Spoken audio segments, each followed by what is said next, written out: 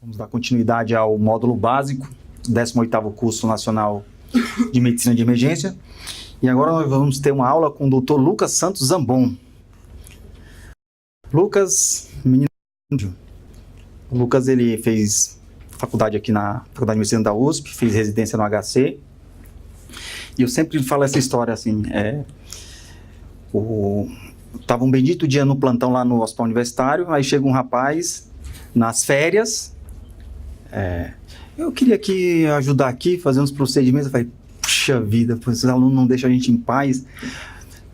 O Lucas ficou acho que um mês no PS.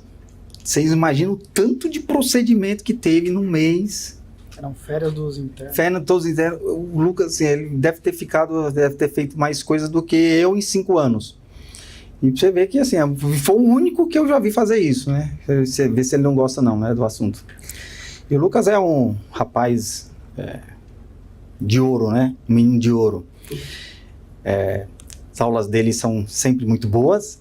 E eu queria muito agradecer. Eu falo isso porque ele é novinho, você engana. Eu já fui assim, né? Agora eu sou velho, né? Careca. Mas o Lucas é das pessoas mais inteligentes que eu já conheci. E eu queria muito agradecer a sua presença aqui, mestre. Eu que agradeço, Erlon, por mais um ano aqui com vocês. Já são 12 anos aqui dando aula. Não tô tão novo assim, tá, pessoal? Mas eu indico meu plástico depois para vocês. O Botox é bom. Então vamos lá.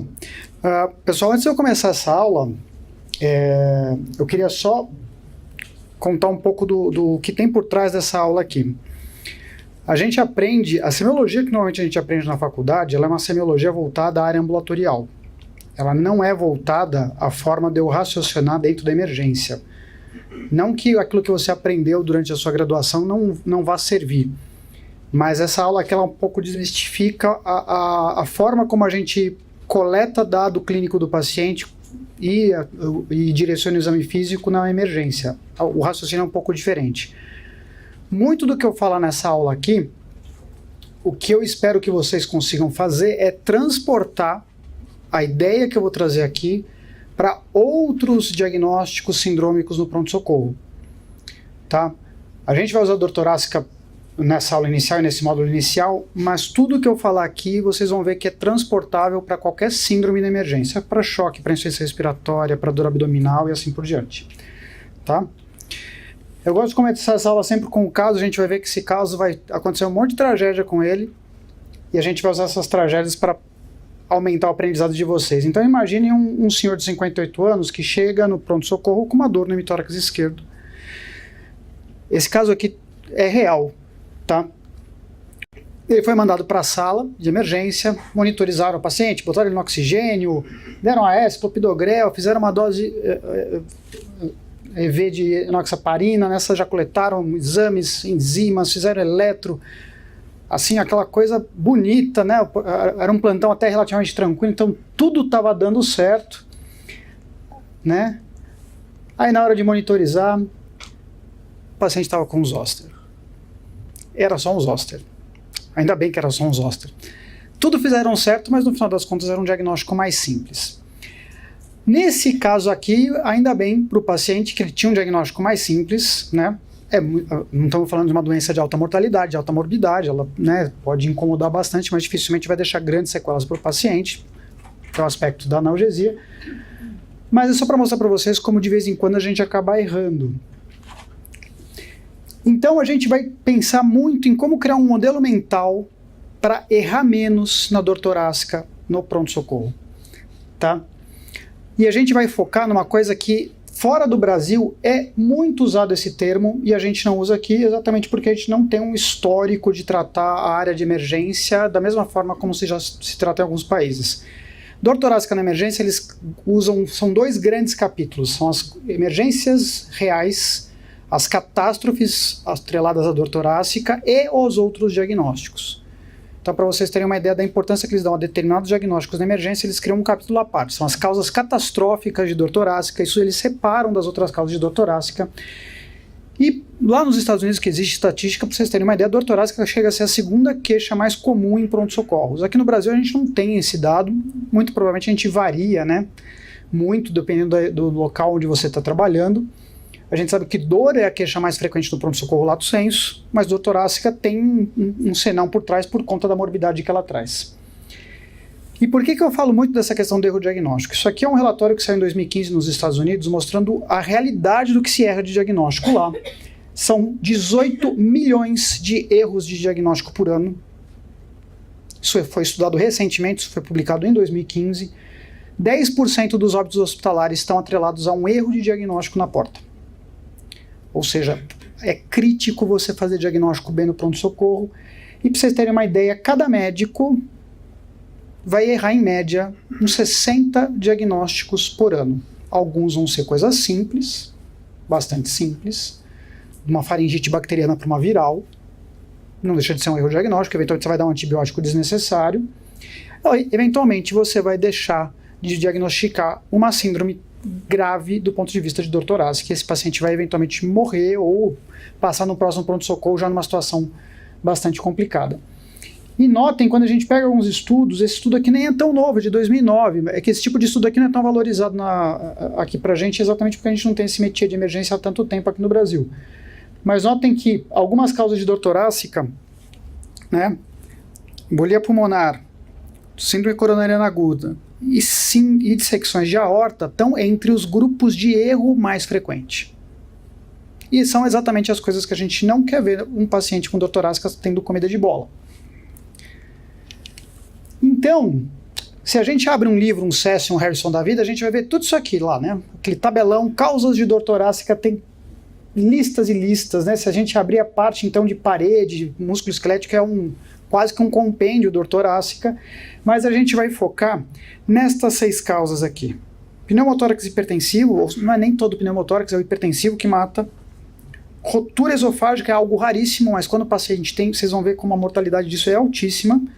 As doenças isquêmicas coronarianas e as outras causas cardiovasculares, com maior destaque para dissecção de aorta, para embolia pulmonar e para pericardite. Essas são as 6 causas catastróficas de dor torácica no pronto-socorro e é essas que a gente tem que aprender a diagnosticar ou descartar sem ficar preso naquilo que a gente aprende na propedêutica básica, que é uma propedêutica ambulatorial e aqui a gente vai ver que é diferente. Então a nossa lógica vai ser tentar descartar diagnósticos, a gente não vai tentar encontrar diagnósticos, a gente vai sempre pensar em descartar. Você vai assumir que o paciente tem e você tem que provar o contrário. Entendem como é diferente? Normalmente na semiologia natural você vai colhendo informações para tentar chegar a um diagnóstico. Aqui você vai assumir que ele pode ter um desses diagnósticos e a gente vai aprender como chegar à conclusão que é o minimamente descartar. Você tem um grau de certeza grande que você está descartando com segurança. Tá? E a primeira etapa sempre vai ser descartar síndrome coronariana aguda, porque normalmente é o maior volume de doença. A gente sabe que doença cardiovascular é a principal causa de morte no mundo. Doença coronariana só perde para AVC nos países desenvolvidos, nos não desenvolvidos a síndrome coronariana chega a ser às vezes até o primeiro colocado, dependendo da estatística que você pega. Né? E a gente está falando de uma doença que o paciente tem uma probabilidade de morrer de 10% quando eu pego uma síndrome com supra nos primeiros 30 dias após o episódio. Não é pouca coisa. Tá? Para isso, uma primeira meta de qualidade para o seu atendimento é todo paciente que chega com dor torácica precisa de um eletro rápido. A gente estabelece uma meta arbitrária, que é 10 minutos, por uma questão de criar urgência naquilo que você está executando. Mas chegou o paciente com dor torácica, ele precisa de um eletro. Às vezes é até mais importante do que você começar a coletar a história. Porque lembrar que eventualmente a história ela vai ser de uma baixa probabilidade pré-teste, mas eventualmente você pega um eletro que tem uma alta probabilidade de você estar diante de uma síndrome coronariana e vai mudar completamente o curso. Então, isso tem que ser medular. Paciente com dor torácica no pronto-socorro, mas é um cara de 18 anos. Faça eletro. O exame tem quase, hoje em dia, quase o custo é zero, gente. É muito baixo o custo desse exame, ele compensa pelo benefício que ele traz de fazer de forma irrestrita. Tem muitos locais que o paciente chega numa triagem com dor torácica, a enfermagem está autorizada a botar o cara na sala de emergência e fazer o eletro sem o médico pedir, exatamente para garantir que essa execução seja feita o tempo todo. Aí vamos pegar, com essa premissa em mente, vamos pegar um outro caso aqui, também é um caso real, tá? Um paciente de 78 anos, hipertenso, tabagista, chega com uma dor torácica de forte intensidade, com início a 30 minutos, tá?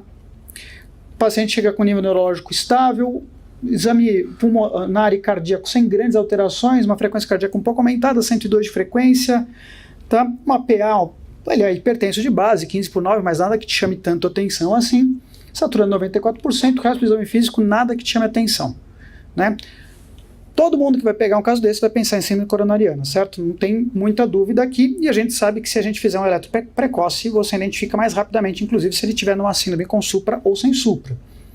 E esse paciente aqui, batata, a gente pega aqui a parede inferior dele, eu tenho supra aqui na parede inferior, então esse paciente tem uma síndrome coronariana, é uma síndrome com supra, esse paciente foi levado para a sala de emergência, nesse caso não havia hemodinâmica disponível rápido nesse pronto-socorro, que hoje seria a melhor opção, foi optado por fazer a trombólise, foi feito com técnica de teplase, enquanto escorriam os exames, estava tudo indo bem, só que 15 minutos depois da trombólise esse paciente parou. Mas parou por quê? Estou fazendo tudo certo, né? Esse paciente foi mandado para SVO, ele tinha uma dissecção de aorta. Nossa, Lucas, com aquela história. Esse caso também é real, e agora eu vou contar para vocês o que a gente tem que fazer para esse tipo de situação não acontecer com a gente, tá?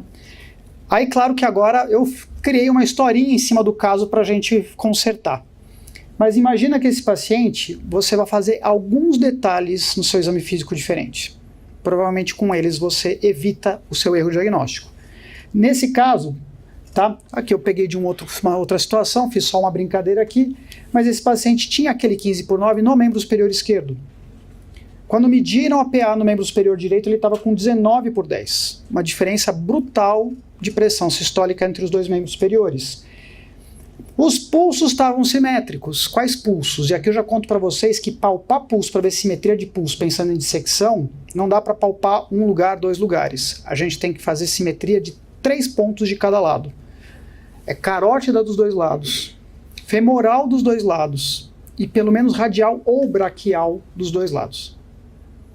Por quê? Você não sabe eventualmente onde é o ponto de dissecção e eventualmente só um destes pulsos está alterado. E eu preciso comparar bilateralmente. Então a gente vai comparar estes 6 pontos porque eles traduzem com a maior probabilidade a chance de você pegar alguma alteração de pulso do ponto de vista bilateral.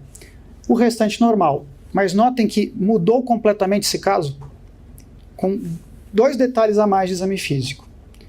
E por que eles são críticos? A gente não faz. A gente não faz isso de forma sistemática. A gente faz de vez em quando a história te sugere muito, e pode ser que você ainda assim coma a bola e não lembre de fazer. E é um dado propedêutico básico, tá? Outra coisa, esse paciente, aqui não é exatamente desse caso, mas aqui só para exemplificar, um paciente com uma alteração altamente fácil de ver no raio-x, uma alteração de mediastino que sugere brutalmente uma alteração do arco aórtico, tá? Então, a lógica de atendimento que a gente vai ter daqui em diante, lembrando que a gente está sempre tentando descartar diagnósticos, como síndrome coronariana é o que é mais comum, e é claro que a gente quer tentar verificar se esse paciente tem isso, e eu vou fazer eletro logo de cara porque já me ajuda no diagnóstico. Em paralelo, eu avalio síndrome coronariana e a dissecção de aorta. Vocês vão ver que é possível fazer isso, tá? Com os dados que eu vou contar aqui para vocês, só que vocês vão ter que fazer isso daqui para frente sempre de forma medular. Sempre tem que fazer, porque quando acontecer de pegar um caso, você não come bola. A dissecção é muito menos frequente, a gente está falando de uma doença de uma incidência mais baixa, 3 a cada 100 mil pessoas por ano é que vão ter uma dissecção no pronto-socorro, né? Síndrome coronariana é muito mais comum. Exatamente por ser menos frequente e ter muito mais apresentações atípicas, esses pacientes morrem mais na nossa cara. Mas a mortalidade, notem que é 3 vezes maior do que a do infarto com supra. E essa mortalidade é intra-hospitalar, não é nem 30 dias. Ou seja, o cara nem sai de alta, ele não volta para casa. Começa dando amnese, claro, tem algumas coisas bastante simples, né? A gente lembra na dissecção da aorta, aquela dor que é a característica um pouco diferente, aquela dor, né, enfacada, o paciente fala que está rasgando, parece que deu um choque, né? Normalmente hipertensão e tabagismo aparecem mais preponderantemente, mas isso não diferencia do paciente com a síndrome coronariana, porque também são fatores de risco para a doença coronariana. O que às vezes te ajuda é se é um paciente com alguma doença aórtica sabida prévia. Por exemplo, o paciente tem um Marfan, tem uma coartação de aorta, teve algum procedimento recente em aorta. O fato de ter feito um cateterismo nos últimos 30 dias já coloca o paciente em risco de fazer uma dissecção por conta da manipulação. Às vezes o fio guia durante o cateterismo rasga uma placa na aorta e ela vai dissecando ao longo dos próximos dias. Esse paciente bate às vezes no pronto-socorro 2, 3 semanas depois. Tá? Então tem alguns detalhes que podem te ajudar, mas eles não são os mais frequentes. O que é mais frequente é um homem hipertenso tabagista. Olhem depois na aula complementar que a gente tem de síndromes aórticas, vocês vão ver como não é simples diferenciar isso só tirando a história. Tem outras coisas que vão te apontar mais para a síndrome coronariana, como um diabetes, uma história familiar positiva, para uma morte súbita precoce, que isso faz mais sentido para a doença coronariana propriamente dita e menos para a dissecção. Então, assim, a anamnese pode te dar alguns detalhes, mas ela sozinha diferencia? Não. Como nesse caso aqui que eu exemplifiquei, que ele tinha uma história que todo mundo diria, isso aqui é uma síndrome coronariana aguda. Além disso, a gente tem que lembrar que síndrome coronariana também, por outro lado, tem um monte de apresentação atípica, isso chega a 1/3 dos casos na emergência, e a gente está falando que isso acontece mais em paciente idoso, que também é o que tem mais dissecção, por acaso mais em diabéticos e mulheres, que esses têm menos dissecção, mas acontece também em dialítico, em paciente psiquiátrico, em pacientes com vasculites crônicas, com lúpus, vasculites de grandes vasos, aí entra uma salada danada. Isso aqui é só para ressaltar que a história sozinha não vai resolver sua vida. Então a gente usa o que mais? Algum dado de exame físico. E grosso modo, na síndrome coronariana, na maior parte dos casos, você não tem grandes achados de exame físico. Quando que você vai ter grandes achados de exame físico? No paciente que está no CLIP 3, no CLIP 4, ele vai estar no edema agudo, ele vai estar num choque cardiogênico. O exame físico desse cara, você pode ter certeza que está alterado. Tirando isso, que não é a maioria dos casos, você tem um exame físico absolutamente inalterado. Aí já começa o primeiro ponto de diferença para você tentar mudar o diagnóstico. Na dissecção existe chance de você pegar alteração de exame físico. Normalmente, quais são elas? Mais de 50% dos casos vai ter uma alteração de PA sistólica, uma diferença de pelo menos 20 milímetros de mercúrio entre um braço e outro. Então, o primeiro dado propedêutico, pô, mais de metade dos casos vai ter, vale a pena fazer isso, pô. Outra coisa, sopro de insuficiência aórtica, pelo menos metade a 2/3 dos pacientes vão ter um sopro de insuficiência aórtica. Lucas, é um espetáculo escutar sopro de insuficiência aórtica no pronto-socorro. Tenho certeza que é difícil. Concordo com todos vocês. Mas se você nem tentar ao escutar, nem lembrar que você precisa procurar ativamente isso, vai passar batido. A gente vai dar aquela escutada fake, né? Que a gente faz no pronto-socorro às vezes, sabe aquela escutada fake? Né? Todo mundo já fez uma dessa na vida. E a alteração de pulso, que é uma coisa que não acontece com a mesma frequência da alteração de PA ou da insuficiência aórtica, que é um dado propedêutico às vezes mais difícil de obter, por conta do ambiente, ruído, você não está acostumado a escutar o sopro da insuficiência aórtica não é dos mais fáceis de escutar, mas a alteração do pulso você pode contar que pelo menos 1 em cada 5 casos tem, o que já te ajuda bastante.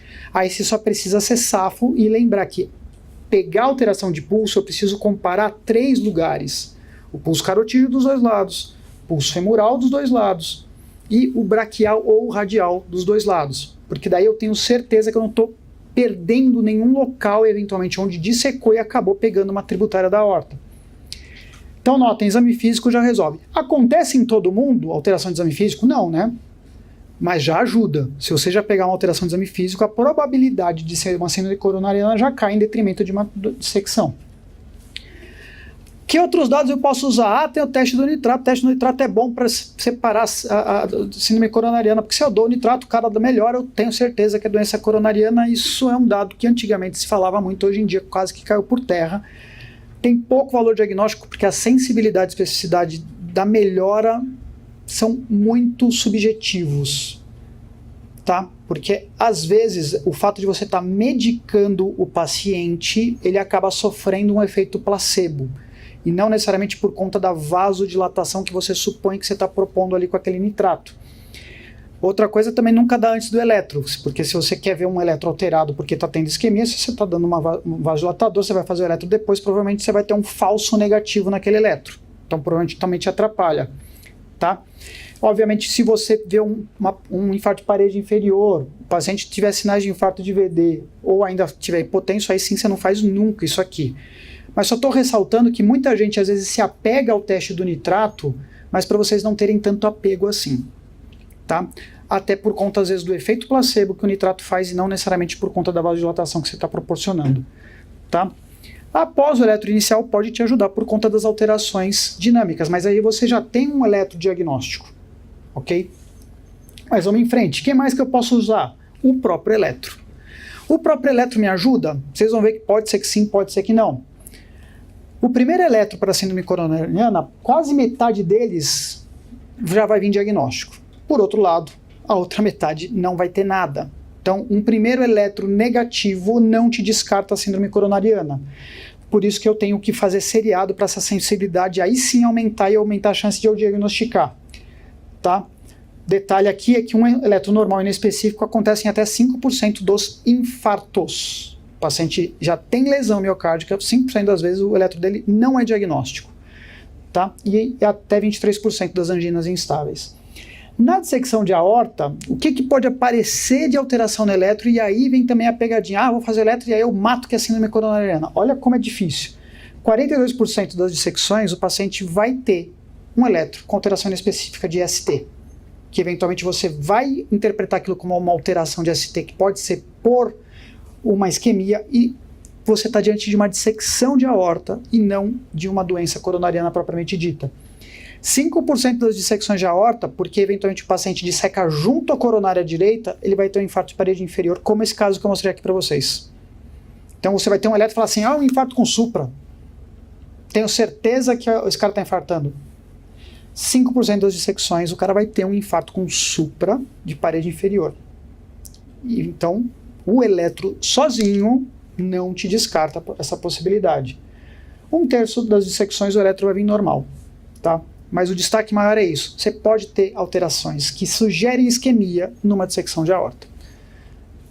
Agora, o raio-x de tórax, aí esse é bacana. Esse diferencia. Lembra que eu falei para vocês que no exame físico da doença coronariana, pouca alteração você vai ter, a não ser que você esteja num paciente que está em clipe 3, clipe 4. Está em edema agudo, está em choque cardiogênico. Por consequência, é mais provável, eventualmente, de eu pegar uma alteração de raio-x de tórax nesse paciente que já está muito grave na síndrome coronariana. Porque se o cara está em edema agudo, concorda que você vai ver um raio-x todo branco? Você já sabe que esse raio-x vai vir alterado. Um cara com choque cardiogênico, eventualmente, vai também estar numa situação dessa. Aquele raio-x todo, aquele infiltrado, cefalização de trama, aquela área cardíaca aumentada, aquele, né, um raio-x de uma IC aguda. Mas vai ser bem característico. Agora, e para a dissecção? Ajuda por quê? Porque esses achados se tornam mais específicos na dissecção. 90% das vezes que você tiver uma dissecção, vai ter um raio-x alterado. Enquanto que na síndrome coronariana você vai ter raramente um raio-x alterado, na dissecção você vai ter muitas vezes um raio-x alterado. Tá? Isso aqui é uma coisa crítica. Então, assim, exame físico te ajuda e raio-x te ajuda.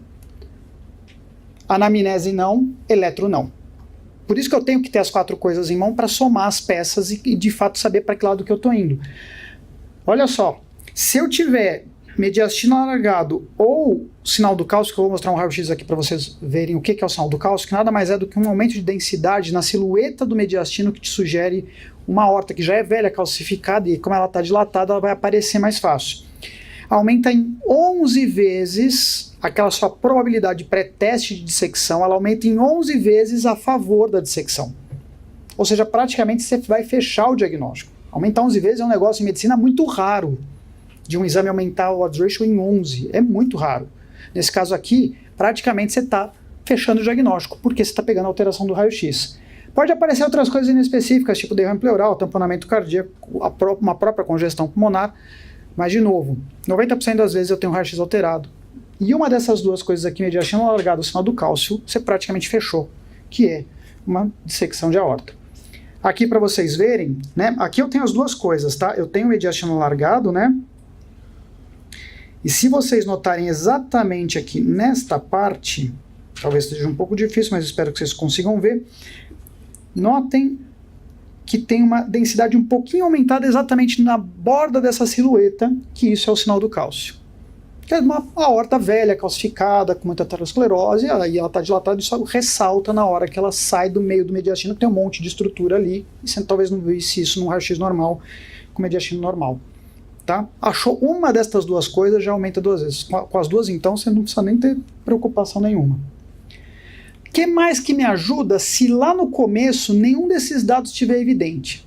Porque 90% dos raios-x estão alterados, mas 10% não estão. O exame físico não é 100% dos pacientes que tem uma alteração de exame físico para dissecção. Pode ser que você só consiga concluir mesmo as coisas, eventualmente com algo laboratorial. E aqui a gente vai usufruir de 2 pontos de laboratório. As enzimas cardíacas, basicamente a troponina, mas a gente pode usar o dedímero. Ah, Lucas, dedímero é para TEP. Não, vocês vão ver que ele tem utilidade aqui também. Tá? Basicamente, é um exame que tem um alto valor preditivo negativo. O que significa isso? É um exame com uma alta sensibilidade, mas com uma especificidade muito baixa. Tá? Vocês veem, especificidade de 56% não é uma especificidade boa, mas uma sensibilidade muito boa, o que significa que quando ele tem um valor preditivo negativo, olha só, 96% de probabilidade de você não estar diante de uma dissecção.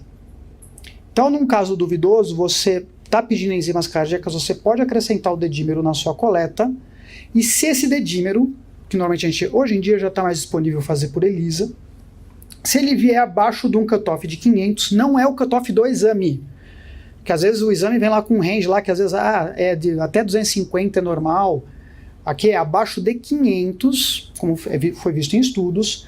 Esse paciente tem uma baixa probabilidade, né? Então, um valor preditivo negativo de 96%, isso é muito bom. Né? A probabilidade pré-teste, você vai multiplicá-la por 0,06, ou seja, baixa muito a chance de você estar diante de uma dissecção. Ou seja, ele praticamente exclui o diagnóstico para você, aumenta muito a sua certeza que você está diante de uma síndrome coronariana. Do outro lado, a gente tem a troponina, que tem uma sensibilidade e uma especificidade altíssimas, né? É excelente. E também tem um valor preditivo negativo altíssimo, até maior do que o dedímero, praticamente 100% de valor preditivo negativo. Uma troponina em tempo hábil negativo te descarta. Tá? Lembrar que a gente normalmente usa pelo menos 2 medidas por conta do tempo em que o paciente às vezes chega para a gente. Tá? E existem algumas situações que a gente tem que interpretar, que ela pode estar discretamente aumentada, mas vai tender a não haver curva de elevação. Isso acontece em paciente diabético, em paciente renal crônico, em paciente com IC já avançada, já uma classe C, uma classe D, ou pacientes até com aumento de VE, isso pode acontecer. Claro que às vezes você não sabe esse histórico do paciente, alguns você vai conseguir colher, outros você não vai conseguir colher, mas às vezes é importante interpretar a curva. Tá? Uma dica para tentar otimizar a sua vida, hoje em dia cada vez mais tem se falado da troponina ultrassensível, eu sei que tem muitos serviços que ainda não tem disponível porque é um exame mais caro, mais moderno, mas se você um dia se deparar com a possibilidade de usar uma troponina ultrassensível na vida, ela é bastante útil, tá? É um exame que dispensa os eletroseriados, o resultado sai mais rápido muitas vezes, tem até point of care de troponina ultrassensível em alguns lugares, né? Quando ela está 5 vezes acima do limite superior, o valor preditivo positivo para uma doença coronariana é mais do que 90%, então um exame ótimo para também te ajudar no diagnóstico. E hoje em dia, já começou a sair outros no mercado. Isso aqui são os 3 principais kits que tem no mercado, que é desses 3 fornecedores aí, da Roche, da Abbott e da Siemens. Aqui tem os valores de cutoff de cada um dos exames, porque cada um dos exames eles validam dentro de uma população e nunca eles não chegam em valores iguais, tá, pessoal? Então não adianta você decorar um valor, você tem que saber que exame que você tem disponível no seu hospital e usar os cutoffs daquele exame, tá? E aqui, como é que a gente interpreta? Você vai colher essa troponina ultrassensível na chegada do paciente e vai colher de novo 1 hora depois. Então já tem essa vantagem temporal. Às vezes eu vou esperar 3, 6 horas numa troponina normal, aqui eu posso colher na chegada e com 1 hora depois. E eu vou usar o valor de entrada e a diferença entre os 2 valores para interpretar. Vamos pegar aqui, por exemplo, a da Roche, vai? Então, já fazer um disclosure aqui, eu não ganho dinheiro de nenhum dos 3, tá bom? Então fiquem tranquilos, eu apontei o da Roche só porque é o primeiro da linha. Se na chegada o paciente tiver menos do que 5 nanogramas por litro, ou menos do que 12, então menos do que 5 ou menos do que 12, que é a coluna B, e variando menos do que 3 em 1 hora, eu descartei síndrome coronariana.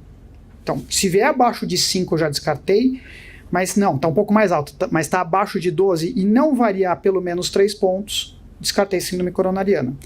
Se na chegada, por outro lado, for maior ou igual a D, por exemplo, o D aqui da Roche, né, 52 nanogramas por litro, Já chegou acima de D, já fechei o diagnóstico, ou se variar mais do que 5. Então, vamos pegar aquele caso lá da letra B, que o cara chegou, sei lá, com 10 nanograma por litro. Então, ele está na primeira hipótese, eu vou colher de novo dali 1 hora para ver se variou. Se variou até 3, eu descartei. Se variou mais do que 5, eu tenho certeza que é síndrome coronariana. Torce para não dar 4, né? Que aí você vai ter que interpretar o caso. Ok? E, nesse caso que é indefinido, aí sim, eventualmente, você vai repetir mais uma vez para ver se existe uma curva mesmo. Mas, normalmente, muitos casos, com o primeiro teste, você já fecha o diagnóstico ou já descarta, tá, pessoal?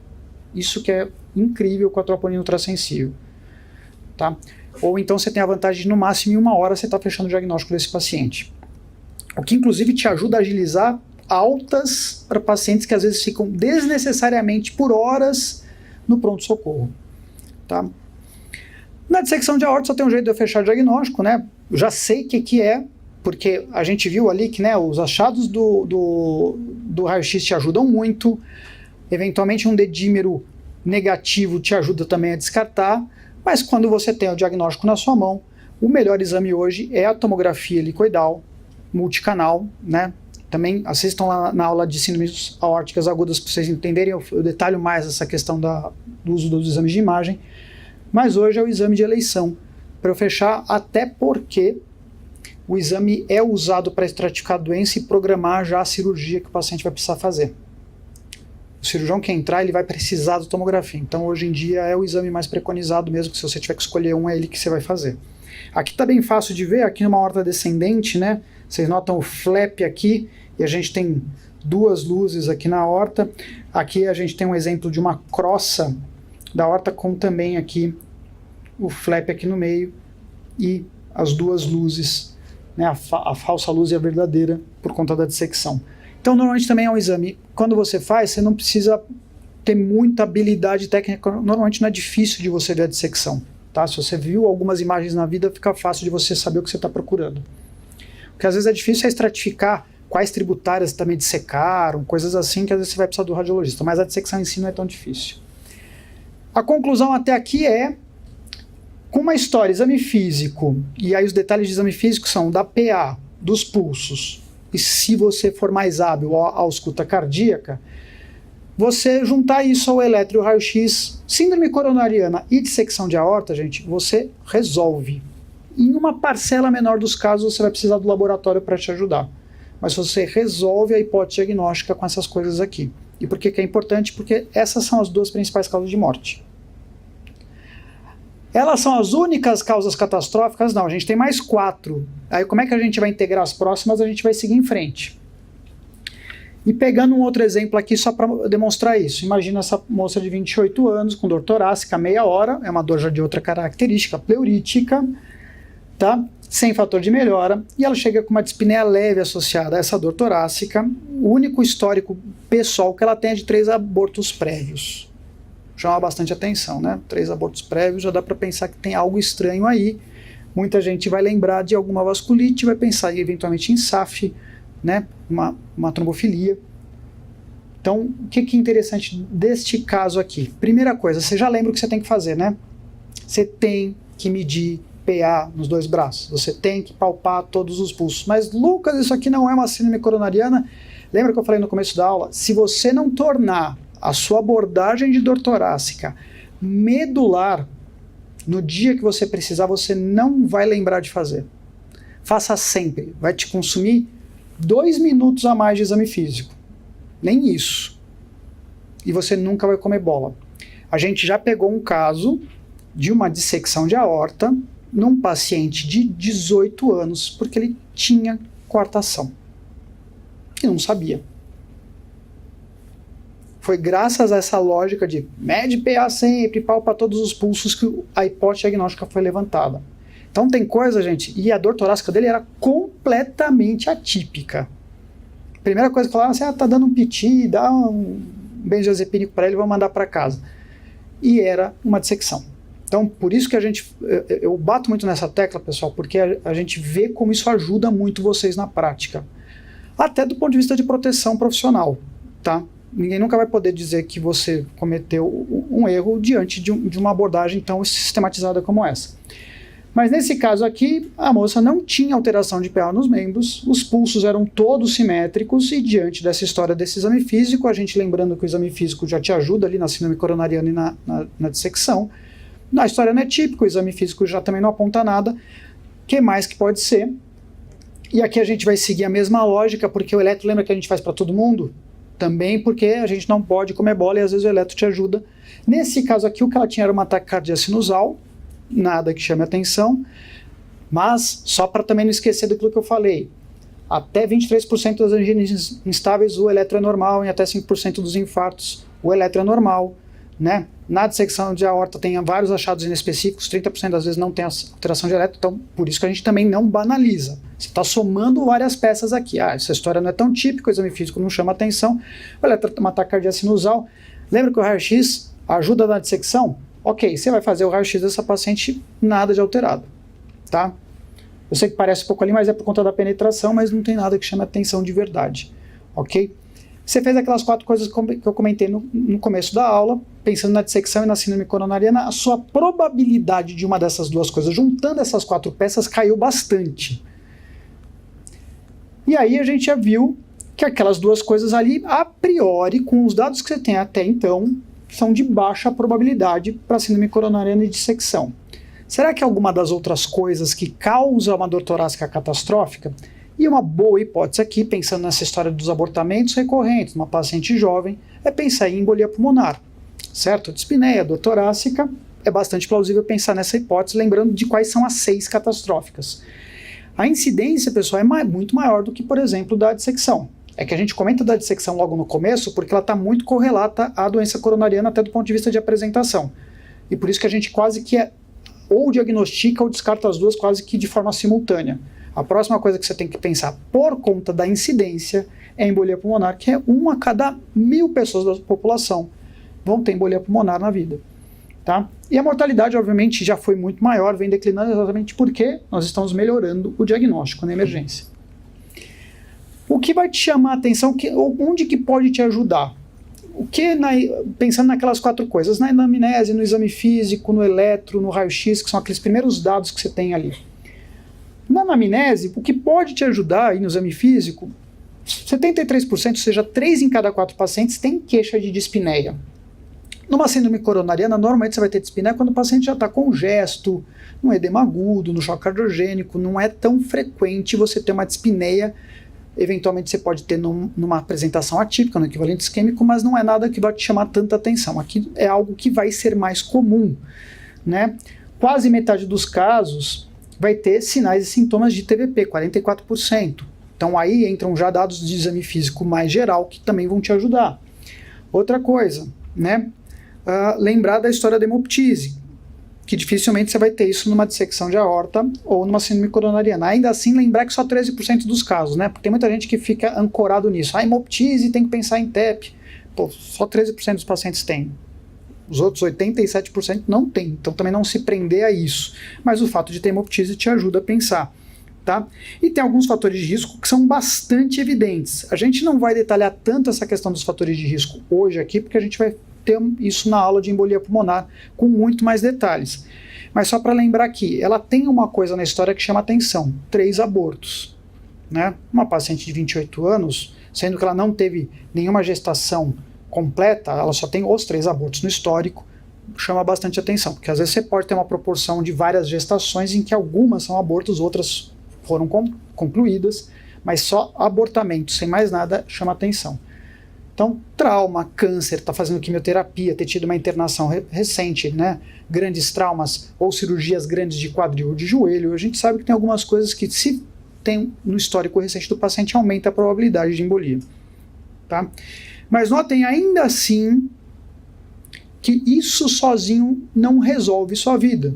A gente não está falando de nada aqui que acontece em mais de 90% dos casos, por exemplo, nesses achados de história de exame físico, né? Então vai ter muito paciente que talvez não tenha nada disso para te destacar ou nenhum fator de risco tão evidente. Por exemplo, ela aqui não te conta um fator de risco diagnosticado, você pode pressupor. Aí o que você pode tentar pescar naquelas outras 2 peças que a gente tem, que é o eletro e o raio-x? No eletro, 70% dos pacientes têm alteração. Tá? O que é interessante lembrar? Tem muita gente que se prende a este rapazinho aqui, ao S1Q3C3, que nada mais é do que uma alteração que te sugere sobrecarga de câmaras direitas. Tanto que ele não é diagnóstico de embolia pulmonar, tá? Diante de um paciente com uma alta probabilidade, ele corrobora a sua hipótese, mas diante de um paciente de baixa probabilidade, eu já vi gente falando assim, nossa, aqui um S1Q3C3, paciente tem embolia pulmonar. E o cara tinha outra coisa, não tinha nada a ver, a história não batia, o exame físico não batia, nada batia. O paciente, inclusive, era de baixa probabilidade, tá? Mas o que eu quero chamar a atenção? Quase um terço dos casos, o paciente tem um ataque sinusal, como nesse caso aqui, tá? Inclusive é o ritmo mais comum. Outros pacientes acabam fazendo, às vezes, algum ataque supra, por conta da sobrecarga de câmaras direitas, que é mais súbita, mas o mais comum é ter um ataque sinusal. Agora, olha isso aqui, que é uma coisa que muita gente come bola. Inversão de onda T anteroseptal e inferior. São praticamente 68%, significa 2 em cada 3 pacientes tem este achado no eletro. É uma inversão de T. Nossa, vai sugerir isquemia. Vai, por conta do estresse no VD. É isso que está querendo dizer. Mas eventualmente você vai comer bola e achar que é uma síndrome coronariana. Notem que, de novo, aqueles 4 pontos são críticos, eu juntar eles, anamnese, exame físico, aqui a gente está vendo eletro, já vou mostrar o raio-x, tá? Então, primeiro, muitos casos têm alteração de eletro, a alteração que é mais comum, apesar de muita gente procurar o S1Q3C3, ele não é a coisa mais comum e nem é a mais diagnóstica. A inversão de onda T anteroseptal inferior é até mais comum, ou seja, tem mais sensibilidade, ela aparece mais vezes, e você tem que tomar cuidado para não interpretá-la como isquêmica, ou pelo menos não isquêmica do ponto de vista coronariano, tá? E o raio-x, que é a nossa quarta parte, de novo, também tem bastante alteração, quase tanto quanto numa dissecção de aorta, só que aqui a gente vai ver outras alterações, que não aquelas da dissecção, que são bastante típicas, né? O que são os sinais mais clássicos que todo mundo vê em qualquer livro? A giba de Hampton e o Westermarck, que é o sinal de oligoemia. Eu vou mostrar aqui raio-x para vocês verem como é que é, se vocês nunca tiveram visto algum.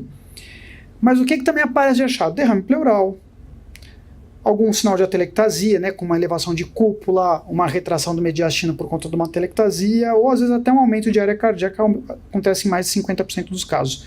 Notem que são achados bastante inespecíficos, às vezes até vão te sugerir uma IC, que não deixa desse paciente eventualmente ter uma IC aguda, de novo, por conta da hipertensão pulmonar aguda que ele vai ter. Mas estes sinais aqui, que são os mais específicos, são os menos sensíveis. Todo mundo lembra deles, mas eles acontecem também com pouca frequência. Né? O Westermarck, que é a oligoemia, vocês vão ver aqui, né? Vamos comparar os dois lados e vocês vão ver, eu vou até delimitar aqui para vocês, ó, como essa área nitidamente tem menos trama se eu comparar ela com o outro lado ou até mesmo com o ápice pulmonar deste lado. Tá? Então notem que esta área aqui tem menos trama, ela tem mais transparência, se vocês notarem nesse raio-x, do que o outro lado. Esta aqui é o sinal da oligoemia do Westermarck. E o outro, que é a giba de Hampton, que ainda é um pouco mais rara, nada mais é do que uma área de consolidação, gente. Muitas vezes você vai interpretar isso aqui como qualquer outra coisa. Porque é uma área de consolidação, né? Tem o vértice apontado aqui pro centro, aqui pro mediastino, mas tem um problema. Isso pode ser por qualquer outra coisa. Uma área telectasiada, pode ter tumor aqui, eu posso ter uma pneumonia aqui, então isoladamente o achado não te diferencia de nada, depende do resto das peças, tá? Numa paciente como essa, poderia fazer sentido a embolia pulmonar diante disso, mas se ela não tivesse essa história, isso aqui também pode significar qualquer outra coisa, tá? Notem que as 4 coisas juntas, onde que a gente chega? Eventualmente, numa situação de incerteza. Diferente da síndrome coronariana e da dissecção, que vocês viram que a gente com algumas peças consegue ter um grau de certeza bastante grande, ou de que é, ou de que não é, aqui com essas nossas 4 peças iniciais, a gente pode ainda chegar num ponto de incerteza. E aqui, mais uma vez, pode ter algumas coisas que podem nos ajudar. Primeiro, do ponto de vista laboratorial, o uso do dedímero aqui, também pelo método ELISA, pode te ajudar bastante. Tá? De novo, vai ter mais detalhes sobre o uso do dedímero na aula de embolia pulmonar, mas aqui só para destacar inicialmente, geral, o cutoff abaixo de 500 tem um alto valor preditivo negativo para um paciente de baixa probabilidade, Mas se eu estou pensando em baixa probabilidade, isso não depende da minha cabeça. Baixa probabilidade para embolia pulmonar depende de eu aplicar algum score. E aqui a gente vai ver então que, tirando a síndrome coronariana e a dissecção de aorta, nesse meu algoritmo, com uma próxima causa que eu quero ou ter certeza que é, ou descartar, é embolia pulmonar, porque ela é muito frequente, é 1 em cada 1000 casos, tá? Eu preciso aplicar um score de probabilidade para esse paciente. Ok? Tem o Wells do Geneva, tanto o simplificado, né, quanto o tradicional, ok? E eles, junto com o dedímero, te ajudam muito a ter certeza de que sim é ou não é. Tá? Pra vocês terem uma ideia, isso aqui é estudo comparativo, é uma das melhores publicações que já fizeram, porque é um estudo prospectivo feito em 2011, eles compararam os 4 scores com coleta de dedímero numa população grande. O valor preditivo negativo de um paciente com baixa probabilidade em qualquer um dos scores, ou seja, você pode escolher qual que você quer fazer, associado a um dedímero abaixo de 500 pelo método ELISA, é de praticamente 100%. Ou seja, a sua chance de falar assim, isto não é uma embolia pulmonar, é altíssima, com um score bem aplicado.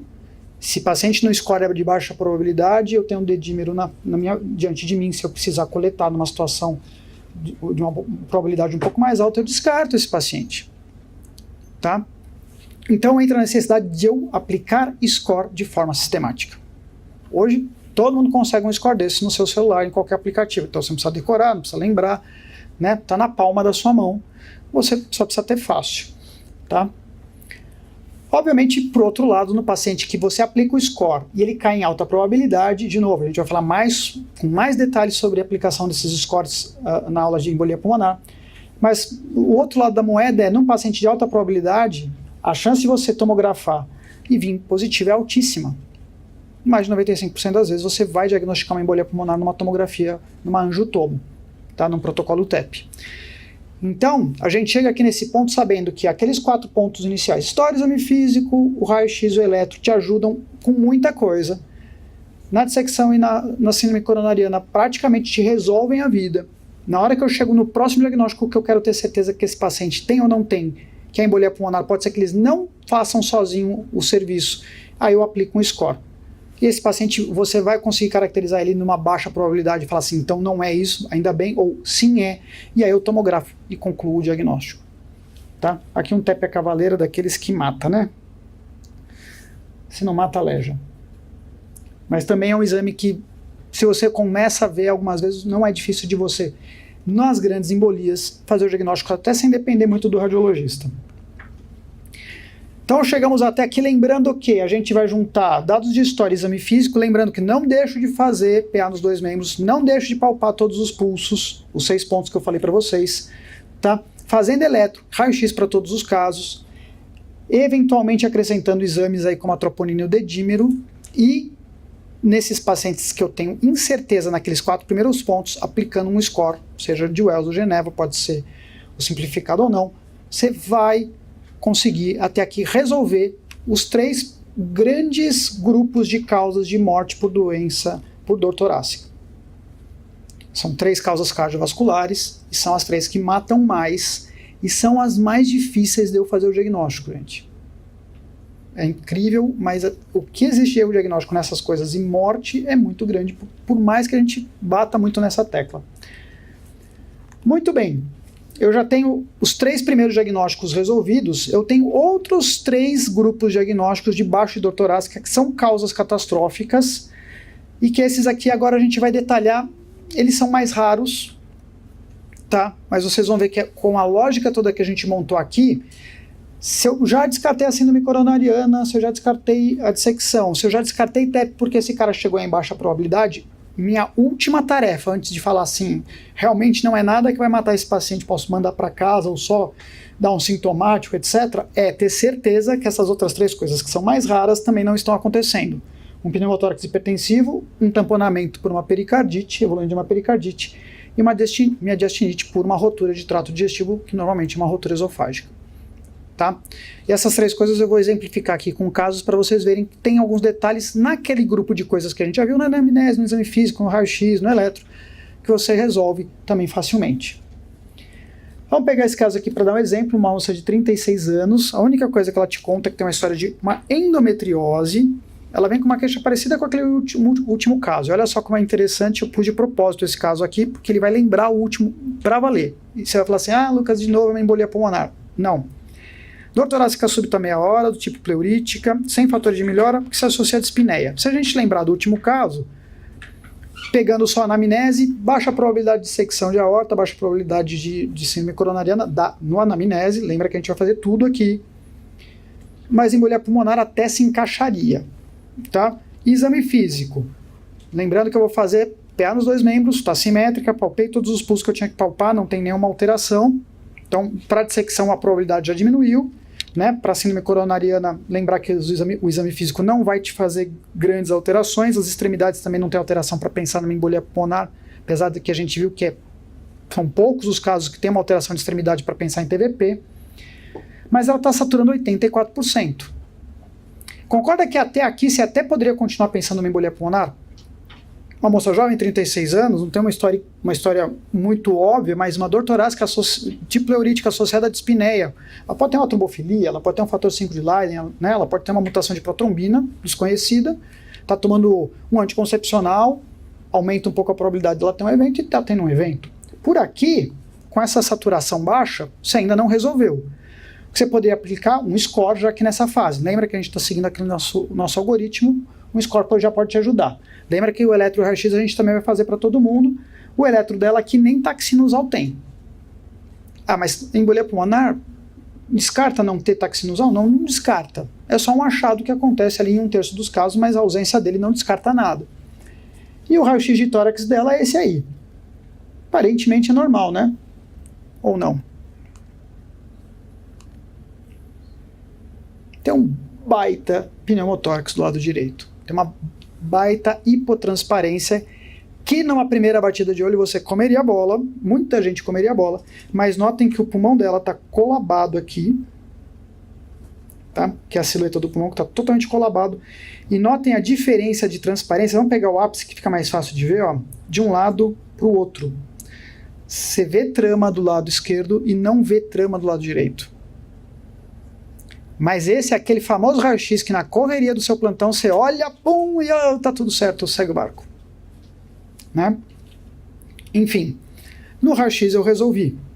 Lucas, o raio-x não resolve porque esse caso aqui está escarradão, né? Tem aqueles pneumotórax que não são tão evidentes assim.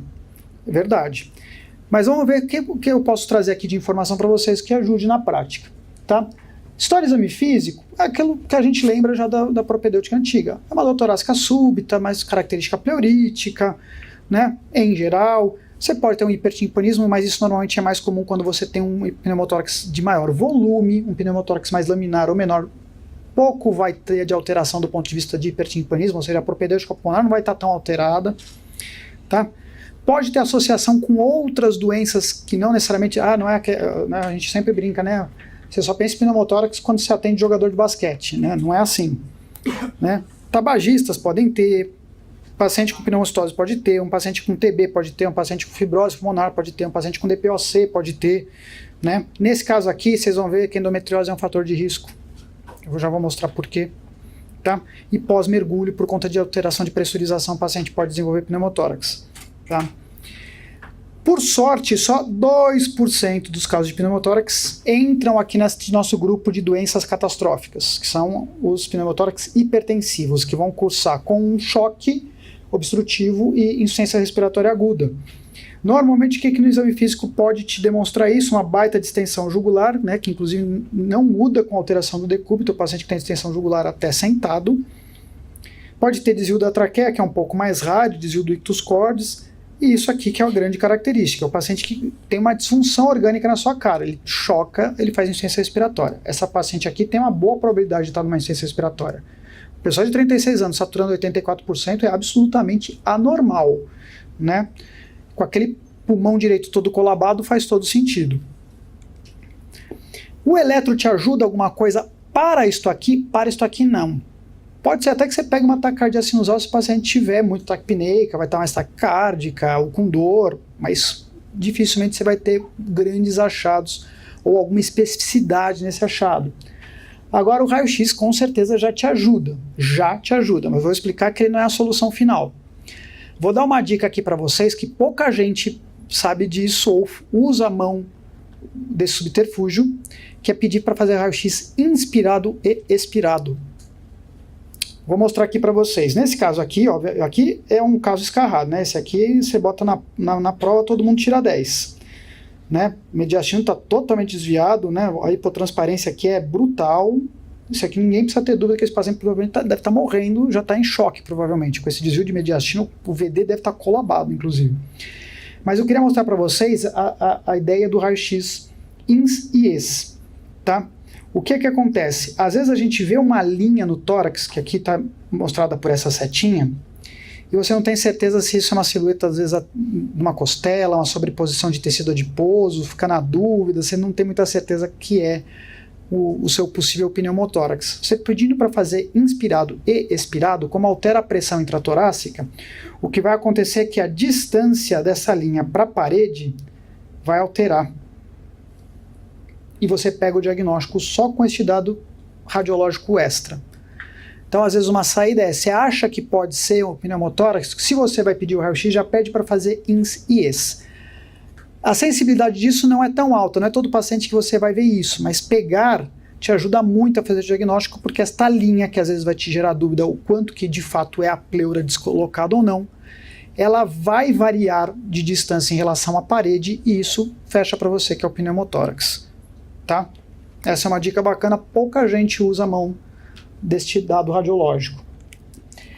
Agora, o que aí é o suprassumo, se você falar assim, vou fazer algo a mais, né? Já estou naquela situação em que a síndrome coronariana, a dissecção, a embolia pulmonar, provavelmente já descartei, né? Eu apliquei score, tem raio-x, que não está tão fácil. Essa alteração que eu mostrei para vocês no INS e na ES não é tão comum. Quando você pega, tem uma especificidade alta, mas a sensibilidade é baixa, você não vai ver em todo o paciente. O ultrassom, olhem só, gente, enquanto o raio-x tem uma sensibilidade aí de 40% a 50%, o ultrassom beira-leito aumenta para 90%. É que a gente não aprende a usar o ultrassom à beira-leito, mas quando a gente aprende a usar, e assim, é incrível, é uma arma propedêutica assim fabulosa, que com poucas manobras de ultrassom e pouco conhecimento sobre ultrassom, você não precisa ser o as da física do transdutor para isso não, tá? Mas coisas como coisas simples aqui, só para mostrar. Normalmente no ultrassom você vai ver um pulmão normal, tá? Para quem nunca viu, você vê a parede torácica e o paciente na respiração você vê um sliding, que é o deslizamento dessa pleura parietal clavisceral no ultrassom. Enquanto o paciente inspira e expira, você vê o deslizamento do que está dentro do tórax com a parede torácica. Tá? Uma das coisas que some esse sliding, por exemplo, que o pulmão está descolado daquela área, você já não vê mais. Essa é uma das coisas mais simples, por exemplo. A outra coisa, tem um modo no ultrassom que é o modo M, que na verdade é a visão que o transdutor tem das densidades de tecido que tem ali. E normalmente, o que acontece? Num pulmão normal, a gente descreve que no modo M tem esta característica aqui. A parede torácica, ela parece como um monte de linhas, que ela está fixa, né, ali. Quem que se move é o pulmão, não a parede. E o pulmão que está em movimento debaixo da parede, ele parece, o pessoal é bonito, é poético. O pulmão parece é o sinal da praia. O pulmão, né, parece um monte de areia e lá em cima as ondas do mar. É a foto do Instagram que você sonha em bater, né? É bonito. Quando você não vê esta imagem e você vê linhas de fora a fora, o pulmão descolou, porque a parede está fixa e debaixo dela só tem ar. Não tem nada em movimento, aí você não vê essa areia, então você perde o sinal da praia, e aí eles chamam de sinal da estratosfera. Eu não sei o que eles usam quando eles descrevem esses sinais, tá, pessoal? Não sei, não me perguntem, mas é didático. Mas vamos em frente. Então a gente viu que para o pneumotórax hipertensivo tem algumas dicas, né? Porque você vai ter uma incerteza grande naqueles 4 grupos de itens que a gente falou. A história pode te ajudar. No raio-x, a dica é fazer na INS e na ES. E se ainda assim houver uma impossibilidade, uma incerteza no diagnóstico, o ultrassom de parede torácica te resolve a vida. Mas temos mais 2 casos para fechar o arco diagnóstico que a gente tem aqui das dores torácicas potencialmente catastróficas. Aqui um rapaz de 28 anos com uma artralgia há 3 semanas, vem com a história de dor torácica, febre, prostração. Aqui a gente vê uma síndrome já completamente diferente, né? Nas últimas 48 horas está tendo mais dor torácica associada a dispneia e ortopneia. Aí você lembra de fazer tudo que você aprendeu. VPA nos 2 membros, está tudo certo, os pulsos estão simétricos, mas esse cara, o que chama atenção, está muito taquicárdico, né? Já está com uma febrinha, mas está saturando bem, frequência respiratória aumentada de 30, extremidades normais, um fígado um pouco aumentado e rombo, né? E esse aqui já é um paciente já com uma resposta inflamatória, já me parece outra coisa, certo? Esse paciente fugiu um pouco ali da causa, pelo menos da cara daquelas doenças cardiovasculares iniciais, e mesmo para um pneumotórax a história dele já também não é tão compatível. Como a gente está segmentando tudo, sempre fazendo as mesmas coisas, você não esqueceu de fazer o quê? O eletro agora e o raio-x. E o eletro dele, gente, não está errado não. Quase não dá para ver mesmo nada de espícula, né? Você consegue imaginar por quê? Tem alguma coisa atrapalhando a visualização do eletrodo dentro do coração. Tem líquido atrapalhando. E eu tenho um monte de complexo pequenininho aqui, né? Já vou mostrar aqui para vocês uma outra coisa. Se vocês pegarem aqui V3, eu acho que dá para ver aqui. Notem que os QRS não são iguais. Isso é a famosa alternância elétrica. É um coração que não está parado no mesmo lugar, então o eletrodo não vê a despolarização sempre do mesmo jeito, com o eixo da despolarização sempre apontado para o mesmo lugar. Então notem, eu tenho complexos pequenos, QRS muito, muito baixos, e eu consigo ver QRS alternantes entre si, uma alternância elétrica. Esse eletro aqui já matou o diagnóstico para você. E o raio-x de tórax desse paciente pode vir assim, uma baita área cardíaca. E aí o que tem de destaque, se você olhar principalmente no hemitórax direito, onde é mais fácil da gente ver isso, notem que o ângulo dele é um ângulo agudo. Qual que é o detalhe aqui? Esse paciente está alargando o conteúdo dentro do pericárdio, mas não tem uma área cardíaca aumentada. Normalmente quando eu tenho um raio-x de área cardíaca aumentada, a área desce quase que de forma reta, você forma um ângulo normalmente obtuso com a silhueta diafragmática.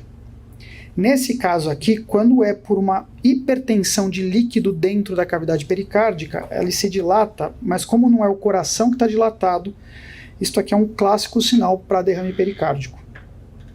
Tá? É o detalhe do raio-x que pode te ajudar. E a pericardite, que nada mais é do que a síndrome que começou este possível tamponamento que a gente está vendo aqui, ela só corresponde a 5% das dores torácicas em pronto-socorro. Menos mal, não é um volume tão grande. Ainda assim, é 1 em cada 20 pacientes. A maior parte dos pacientes é homem, 90% das vezes a etiologia é ou uma doença viral aguda ou é idiopática. Idiopática, eu brinco, que é quando o idiota do médico não sabe de onde veio. Então a gente chama de idiopático. É um ótimo nome para não sei que porra é essa. Tá? 95% dos pacientes têm dor torácica e geralmente é de característica pleurítica, mas ela pode ser uma dor torácica completamente mal descrita e mal caracterizada. Tá? Só metade dos casos que tem aquela classe, o sinal, né, da pressa maometana, que o cara melhora quando inclina para frente, porque alivia a pressão que está dentro da própria câmara cardíaca. E o que você pode pegar numa situação de pericardite inicial ainda é um atrito pericárdico na borda estenal esquerda, você escuta, né, o som do atrito, que é aquele sopro, aquela sensação de ausculta de sopro, mas que é contínua tanto na sístole quanto na diástole. Derrame pericárdico está presente em 2/3 dos casos, ou progride em 2/3 dos casos. E só uma fatia pequena desses pacientes vão ter um derrame pericárdico grande o suficiente para tamponar e dar uma síndrome de choque. Né? Lembrar que esse paciente ele já estava com uma PA bastante estranha, né? Esse paciente estava com 10/8, uma PA bastante pinçada. Aí começa a fazer sentido. Talvez você não valorizasse no começo essa PA de 10/8, mas agora ela começa a fazer sentido. Do ponto de vista de história e exame físico, tem alguma coisa que ajuda, já que a gente está sempre seguindo essa lógica? Os achados clínicos é um paciente que tem achados meio inespecíficos, pode ter sincopado, pode estar com uma dispneia, não vai te ajudar a diferenciar muito, tá? A famosa tríade de Beck, que é descrita em muitos livros, é muito rara de você conseguir conjugar ela, que é o paciente ter dor torácica, distensão jugular e bulhas abafadas, tá? É difícil você pegar. Quando está presente, normalmente você consegue pensar na hipótese, mas não é uma coisa que a gente pega com tanta frequência, tá? É muito pouco sensível. Você vê isso aqui no cara já muito avançado, com um derrame pericárdico muito grande, tá? Que normalmente é o que a gente não quer pegar, a gente quer tentar fazer o diagnóstico um pouco mais precoce. E as causas são muito variáveis, tá? O que é mais comum que a gente falou, que normalmente é uma evolução subaguda, pacientes que eu não vou fechar a causa ou ter uma síndrome viral agregada.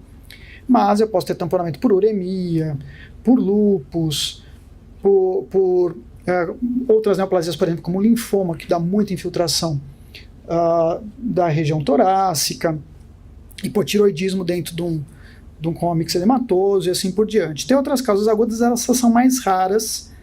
Na própria dissecção de aorta é uma possibilidade, mas é bastante mais raro, tá? O que o eletro te ajuda? Aquilo lá que eu mostrei para vocês é um eletro bastante típico.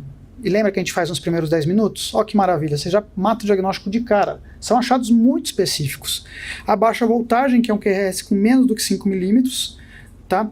Em D1, D2, D3 e nas AVs, e nas precordiais com menos de 10 milímetros de amplitude, ok?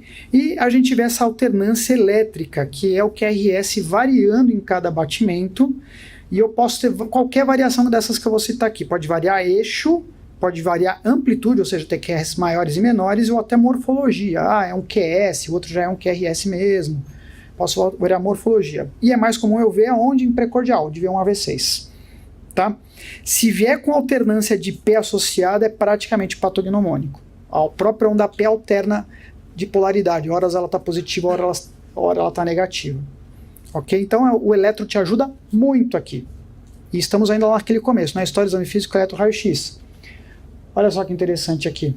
Em 70% dos casos, na pericardite, que é o que acontece antes do tamponamento, se você pegar ainda na fase de pericardite, você vai ter um supradifuso, geralmente também nas precordiais. Aí, nossa, ele está infartando, de qual coronária? De todas. Né? E junto pode vir um infra, que normalmente vem aqui, ó. V1 e AVR. Aqui nesse caso, está mais destacado aqui em AVR. Tá? E eu tenho um infra de PR em 50% dos casos, e normalmente é mais fácil de ver nas inferiores. O que é esse infra de PR? Normalmente você vê o PR quase que em linha reta, termina a onda P e ele está muito nivelado em relação ao próprio eixo do eletrocardiograma. E aqui eu vou destacar para vocês o que é esse infra de nivelamento. Literalmente é uma rampa. Notem, vamos pegar exatamente esse aqui, ó. Como no final da onda P eu tenho uma rampa de descida que se conecta a esse QRS. Esse é o infradesnivelamento. Normalmente eu teria um segmento retificado antes de começar o QRS. Ele despenca. A onda P ela despenca antes de começar o QRS. Esse que é o detalhe do infra. Ok? Mas normalmente, lembrando, a pericardite ainda numa fase mais precoce. Não é no tamponamento. O tamponamento é a alternância, baixa amplitude que resolve. E o raio-x de tórax, pessoal, é esse aumento de silhueta cardíaca com aquele destaque da angulação que pode te ajudar e pode não ser visto em evolução muito aguda. Às vezes, quando é um tamponamento muito rápido, você não consegue ver essas alterações no raio-x logo de cara. Tá? Então, não necessariamente o raio-x vai te diferenciar. O eletro te ajuda muito mais aqui no caso do que o raio-x, que pode não ser tão característico. E mais uma vez, olha o ultrassom aparecendo como um ótimo ponto de virada, que é, putz, o eletro não está tão característico, esse raio-x não me resolveu, eu boto um ultrassom no peito ali do cidadão sem grandes variações. O que eu posso ver? Às vezes, num posicionamento único, não precisa ter grandes expertises na realização do ultrassom beiralito de tórax. Né? Aqui a gente vê muito bem o coração, aqui a parede do VD colabando, e tudo isso aqui que está hipoecóico é líquido em volta do coração. Então, tem um derrame pericárdico. Ponto. Não preciso ter grandes dúvidas. Tá? Normalmente você vai ver um coração hiperdinâmico, né? Ele vai estar muito taquicárdico, né? Com uma aumento de contratilidade, tá? Você pode ver câmara direita, às vezes até totalmente colabada, dependendo da evolução do paciente. Você pode ver uma cava inferior, aí você pode, né, aí você vai refinando o uso do ultrassom, você vai começar a ver veia cava inferior, dilatação de veia cava inferior, variação de veia cava, né? Mas o que eu queria mostrar aqui para vocês é que às vezes numa colocada de ultrassom, se você sabe que você não espera que tenha uma área hipoecóica em volta do coração, porque não é para ter líquido em volta do coração, sem grandes expertises você já mata que tem um derrame pericárdico, sem nem saber fazer as outras coisas que eu estou comentando aqui. Numa situação em que você tem só o exame físico, o raio-x, o eletro sem auxiliar muito você. E a nossa última causa é a mais rara de todas, ainda bem que aqui, nessa aqui a morte é quase certa. Aqui um exemplo de um paciente jovem, né, uma bulímica. 4 horas atrás ela estava provocando vômito e ela vem para o pronto-socorro porque ela evolui com uma baita dor de tórax, que ela caracteriza como pleurítica, com febre já na chegada, tá? A paciente chega sonolenta, taquicárdica, hipotensa, saturação baixa. Ninguém precisa passar pela aula de choque para saber que ela está chocada aqui, né? Tá nitidamente essa paciente está muito grave logo de cara, tá? E ainda por cima tem um bônus aqui que ela tem um enfisema subcutâneo. Você está palpando o tórax dela, parece que está brincando com plástico bolha. De novo, a gente está seguindo sempre aquela mesma lógica, né? Ela chegou com dor torácica no pronto-socorro, estou fazendo eletro. Tem uma baita taquicardia simultânea nessa paciente. E o raio-x de tórax, este aqui, gente, esse eu tive que pegar de livro, que é raro, tá? Esta paciente aqui tem um pneumomediastino. Notem esta linha aqui, que tem ar entre esta linha, é a linha do pericárdio. Tá? Essa paciente rasgou o seu esôfago e está entrando ar no mediastino. E esse caso aqui é de uma rotura esofágica causada por um Boerhaave. A paciente está bulímica, tá provocando vômito por aumento de pressão na parede esofágica e até por conta do suco gástrico, ela rompeu a parede esofágica. Tá? O que a gente pega nesse tipo de paciente? Além de dor, muita dispneia, 1/3 dos pacientes já chega chocado no pronto-socorro. Tá? Então, notem que é uma situação gravíssima logo de cara. 27% dos pacientes têm enfisema subcutâneo quando você palpa o tórax, ok? E existe um sinal que é aqueles sinais de livro de propedêutica antigo, que é o sinal de Raman, que você escuta ruído hidraéreo na borda parasternal esquerda. Então você vai achar que é um sopro, mas é ruído hidraéreo. Essa rotura esofágica, gente, ela acontece em 3 grupos grandes de situação. Uma é por evento adverso, é o paciente que está fazendo uma endoscopia, está fazendo uma biópsia na endoscopia, tem uma rotura esofágica. Normalmente não vai ser o caso que a gente vai ver no pronto-socorro. Esse paciente normalmente vai estar hospitalizado, fazendo um exame eletivo, ele dificilmente vai vir na nossa mão. O que vai vir na nossa mão é o quê? Intoxicação, o paciente numa tentativa de suicídio faz uma ingesta de cáustico, normalmente só da cáustica, que é o que tem mais disponível para domicílio, ou o Boerhaave, que é por indução de vômitos, a rotura da parede esofágica por variação de pressão. Tá? Normalmente é mais comum se o paciente já tem doença péptica, alcoolismo, mas são fatores de risco mais gerais. Mas olhem isso aqui. A mortalidade é maior do que da dissecção de aorta na chegada. 40% dos pacientes vão morrer disso aqui. Uma outra coisa que pode acontecer, que é uma variante, é uma úlcera péptica perfurada. Acontece, daqueles casos, né, assim, case report. O paciente tinha uma hérnia de hiato, a úlcera péptica era no fundo gástrico, e aí o cara rompe para dentro do tórax, e aí ele faz também uma síndrome com dor torácica. O eletro aqui não vai ajudar muito a gente, é a história que vai ajudar. O raio-x de tórax pode ou não ajudar, depende da evolução que você pega do paciente, mas você pode ver pneumomediastino, um pneu peritônio, inclusive, dá para ver um enfisema subcutâneo se você olhar partes moles no raio-x, pode estar com derrame pleural, ou aparecer, esse aqui aí, se alguém vê, manda, tá? A gente publica no Facebook, no Twitter, no Instagram, tá? Que é o sinal do V do Naclério.